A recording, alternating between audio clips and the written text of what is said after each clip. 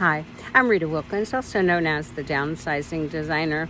So I want to share today a brief story that was sent to me by one of my young millennial male followers. It was very poignant and touching, and definitely related to our situation right now with heirlooms and how people are wanting to know what to do with their heirlooms, and to some extent having the younger generations fight back.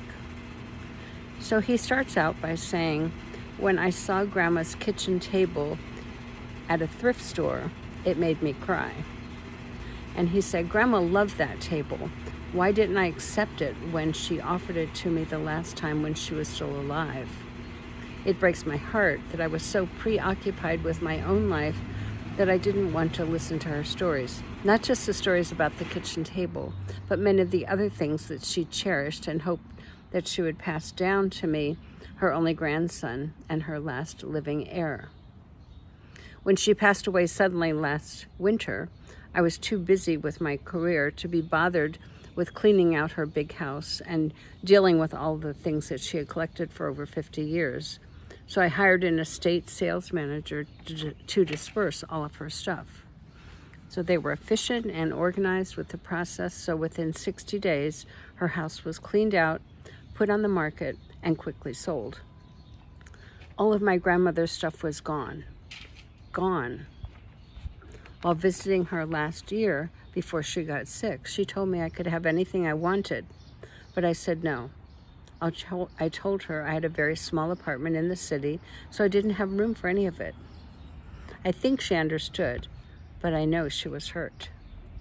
But as I stood there looking at her beloved kitchen table, gathering dust in that old, smelly thrift store, I suddenly was flooded with so many memories of our family sitting around that table, laughing, talking, and enjoying her homemade peach ice cream and hot apple pie. So the table had seen many years of use with its scratches and dings, but suddenly that dust didn't matter anymore to me. In that moment, I came to the profound realization that of the role that family heirlooms play in our lives. That table represented memories of my grandma and my family's history, and I never wanted to forget that. With tears in my eyes, I decided to buy the table. I wanted it to have a proper home, a loving home, even if it would overwhelm my small apartment. It was now too important to me to let it sit there gathering dust. I hoped that one day my own family would sit around that kitchen table just like I did as a young boy. I was committing to let her memory live through this old piece of furniture. I would cherish it as she did. I was just so grateful that I found it before it was lost forever. It's from a young man named Zach, age 29, lived in Philadelphia. I was touched by that story, and it certainly feeds into a lot of what I've been talking about now, and that is, what do we do with our heirlooms, and what are all the emotions associated with those heirlooms? So have you ever regretted a decision that you made that involved your family heirlooms? So if so, I'd encourage you to watch this video to the end, because I'm going to answer how you can let go of the guilt, the regret, and the inner conflict that you might be facing when it comes to inheriting family heirlooms. So what can we all learn from Zach's experience in his heartfelt story? It's no fun living with guilt and regret and wondering if we made the right decision or the wrong decision, and if we should have responded differently at the time.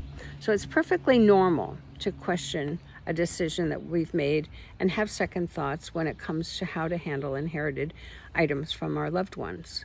On one hand, you might be saying, I did the right thing. Why would I accept something that I don't like and I wouldn't use?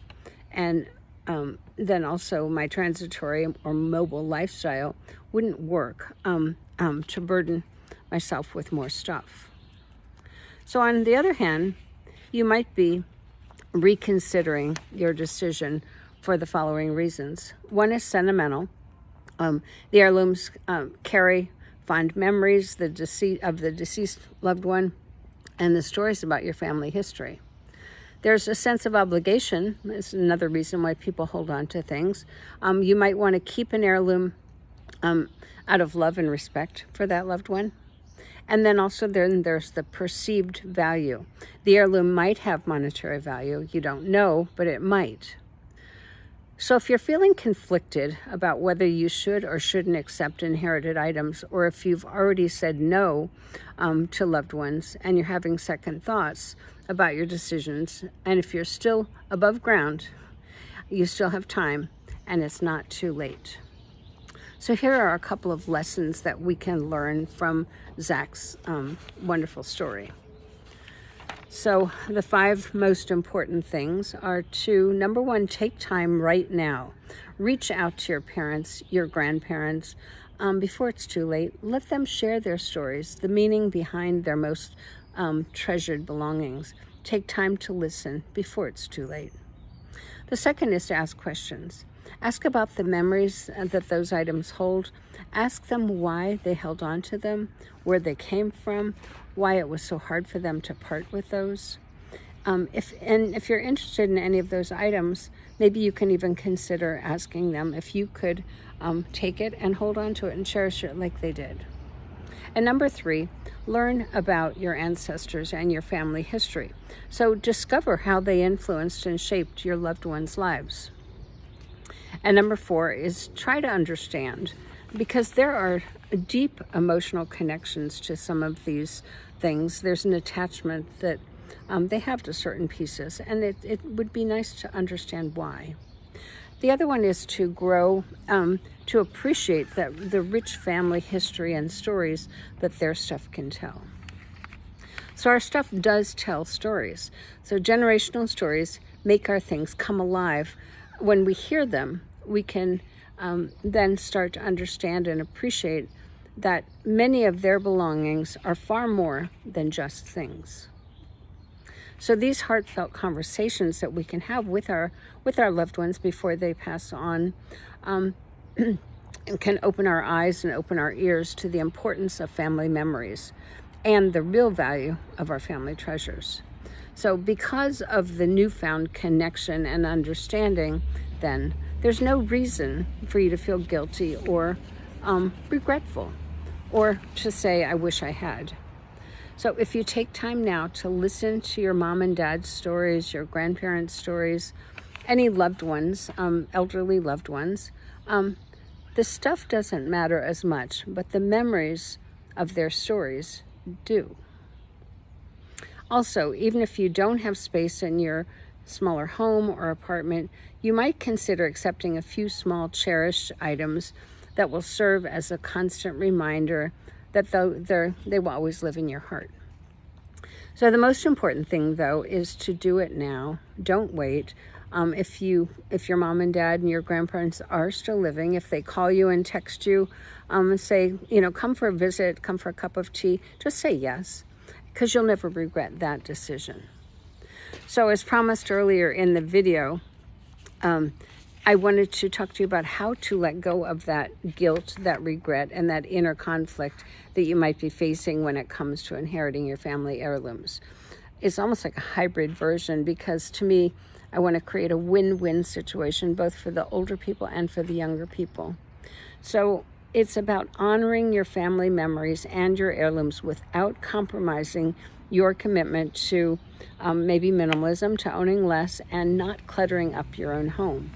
So this really works across all ages, because I've had many of my baby boomer friends say they inherited their family's things and now their house is just cluttered with all of that stuff.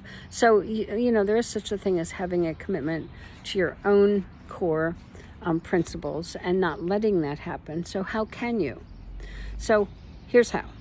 So number 1, be highly selective about what you might consider taking into your home.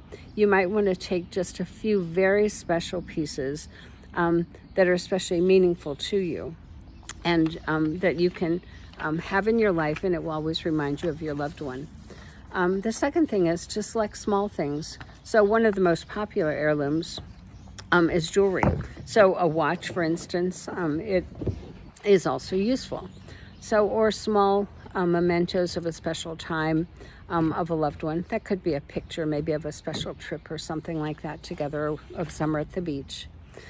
The next one is to digitize them. So take good photos, make good video recordings of their stories, and then you might also consider creating a Shutterfly album that tells the stories, and you can then pass that down to your children without a lot of the stuff. So the next thing is to get creative by making space for the larger pieces. So you can repurpose a large item, and that even if it might overwhelm your smaller space, that larger item can have multifunction. So if you repurpose it, for instance, a dining room table could also function as your primary desk, your work area, and also a dining room table. So another option would be to lend it temporarily to a family member or a friend, someone you know and trust who will, might have a larger home. They could take it in. They will use it, they'll care for it, and they'll return it to you when and if you have a larger home. And the last thing is to put it on loan. So if the item is particularly unique or valuable, for instance, museum quality furniture, touch base with the museum, see if they'd like to take it on loan, and that will give you the sense that it is being cared for, but because you don't have room for it at this moment.